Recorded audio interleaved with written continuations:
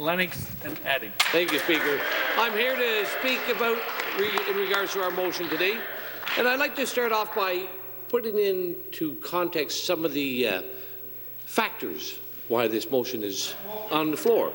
And I'd like to remind everybody, you know, there is an old adage that hard-working people throughout Ontario know and understand, and it goes something like this: a penny saved is a penny earned. Clearly, the Premier doesn't know this adage, probably because he's never earned a penny. But he certainly knows how to spend. Give him the public's credit card, and 6 years later, we all need to go to credit counselling services. Today, we are here to debate a motion to stem long-term deficits and growing debt, crafted by the most spendthrift government this province has ever seen. Today, we have in front of us a $14 billion deficit, the largest in the history of this province. But what are we getting for all these dollars? More government, more bureaucracy, and more dollars out of the pockets and purses of everyday people.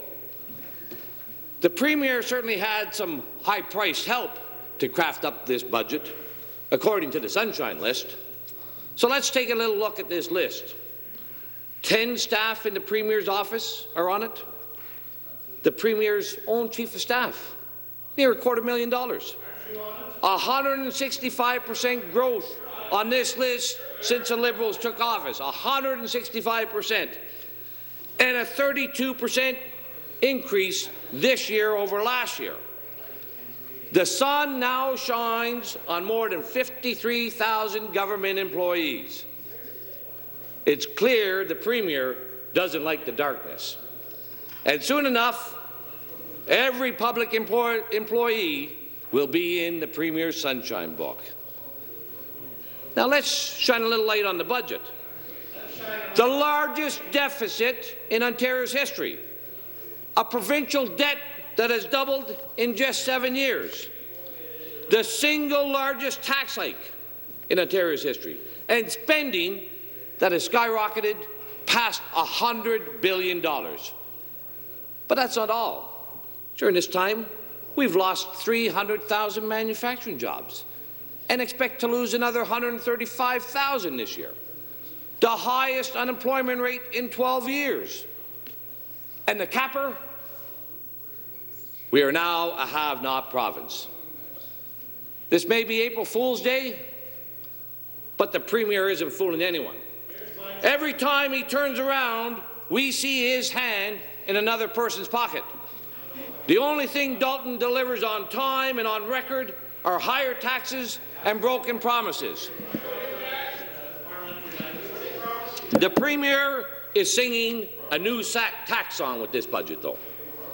A song of harmony. But it's not in tune with anybody I know. The Premier appears to be learning it's easier to speak out of both sides than sing out of both sides. With this new harmonized sales tax, we see yet another despicable tax grab and broken promise. Despicable. In every other jurisdiction that has harmonization, the provincial tax rate fell. If this was an honest budget, the Premier would have done the same. Plus, no other province in Canada had to beg Ottawa for bribe money to sell their harmonization package. A $1,000 bribe goes along with the Premier's new tune. No, the member, take your seat. There's a word there that you're using, and I think we would all prefer that is a bit or can be better in a parliamentary way, and you should be careful. Rewrite your speech. I will. Instead of dropping the harmonized rate to 10%, making it revenue neutral, he's opted to take $2.5 billion more out of the pockets of Ontario's residents.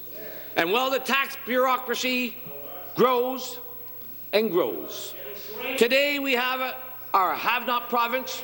Our economy has gone from first place to last place in Confederation, and we have a government that spends more, taxes more, and regulates more. The Premier doesn't realize that when you're deep in a hole, you ought to stop digging. You dig your own hole.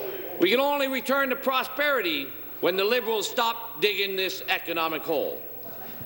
We're watching unemployment rise, taxes rise, the bureaucracy rise, and salaries rise.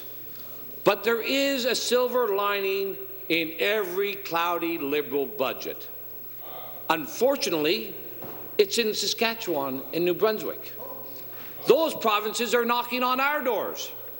Today, they're here in Toronto to lure our best and our brightest at a job fair, bringing opportunity for the people of Ontario that this government has not.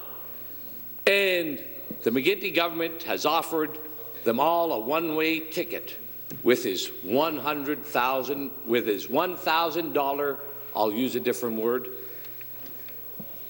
incentive in this year's budget. Thank you. Further debate. The member for Trinity Spadina. Thank you, Speaker. I got to tell you, it's a pleasure to speak to this particular motion